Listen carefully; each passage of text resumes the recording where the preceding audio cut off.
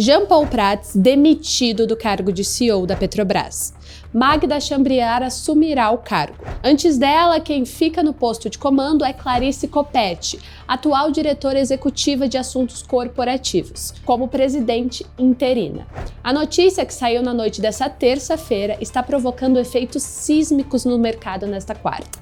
Para você ter uma noção, a petroleira perdeu mais de 37 bilhões de reais em valor de mercado logo na abertura, com as ações despencando cerca de 7%. Os analistas com quem o seu dinheiro conversou deixam claro que trata-se de uma péssima sinalização para os mercados, já que estamos falando de alguém mais próximo ao governo, o que aumenta as chances de interferência política. Todas essas mudanças geram algumas perguntas, então vamos por partes. O que causou a demissão de Prats e por que isso incomoda tanto o mercado?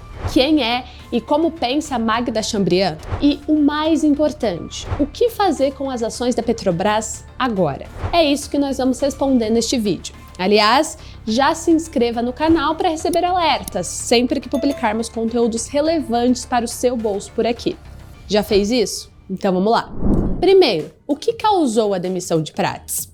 Desde o início, Prats e o governo divergiam sobre os rumos da Petrobras. Os atritos aumentaram quando, em março deste ano, o conselho da companhia resolveu não pagar dividendos extraordinários. Prats defendia o pagamento de metade do valor retido. Na época, chegou-se a especular sobre a saída de Prats da presidência da Petrobras. Mas, no fim de abril, após a luz verde de Lula e a aprovação dos acionistas, a estatal acabou anunciando o pagamento de 50% dos dividendos extraordinários retidos, em uma solução para o impasse. A saída, então, foi vista com surpresa pelos analistas. O temor dos investidores é que a troca de CEO resulte em uma maior ingerência do governo sobre os rumos da empresa, já que Prats era visto como um conciliador entre os interesses do governo e os dos sócios minoritários. O que nos leva à segunda pergunta. Quem é e como pensa Magda Chambriard? Ela é uma figurinha carimbada em eventos do setor de óleo e gás. Formada em engenharia civil pelo UFRJ, ela tem mestrado em engenharia química e fez a carreira na Petrobras a partir de 1980. No tempo em que trabalhou na estatal, especializou-se em engenharia de reservatórios, avaliação de formações e também produção de petróleo e gás natural. No início dos anos 2000, ela deixou a Petrobras para ingressar na Agência Nacional de Petróleo.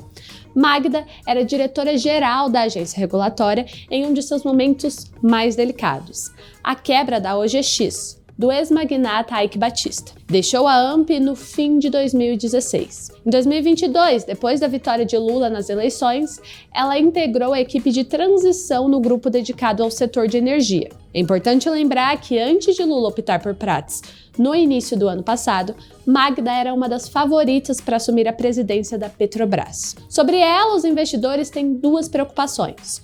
Uma delas é a política de investimentos e o temor de que uma expansão desenfreada resulte em escolhas duvidosas em termos de retorno para a companhia. A outra é a política de dividendos. A Petrobras é a maior pagadora de proventos da Bolsa Brasileira.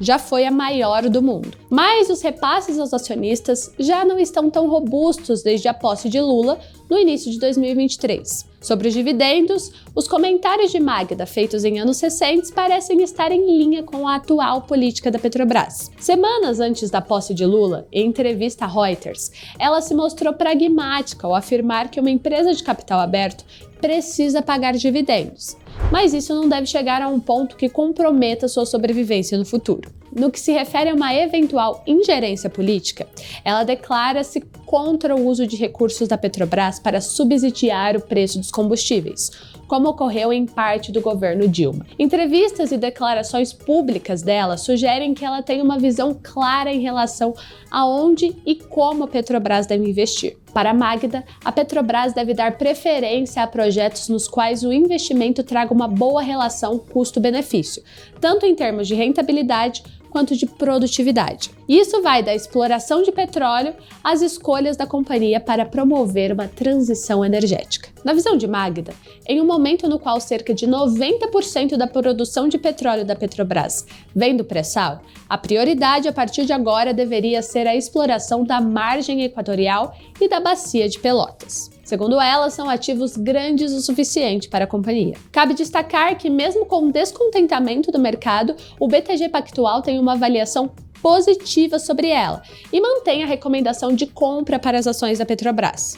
O que nos leva à terceira pergunta: o que fazer com as ações da Petrobras agora? Bom, em resumo, a resposta é: não faça nada por enquanto. Mesmo que a reação esteja sendo tão negativa, não aconteceram mudanças significativas nas recomendações das ações da Petrobras, nem para o bem, nem para o mal. O BTG Pactual e a XP, por exemplo, mantiveram a recomendação de compra para as ações.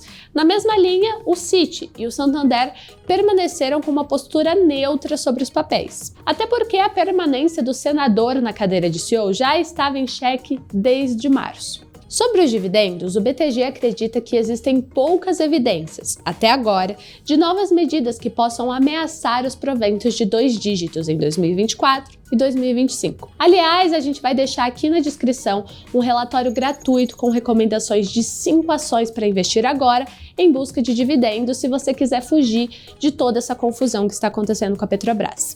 Por hoje é isso, eu sou a Beatriz Azevedo e até a próxima.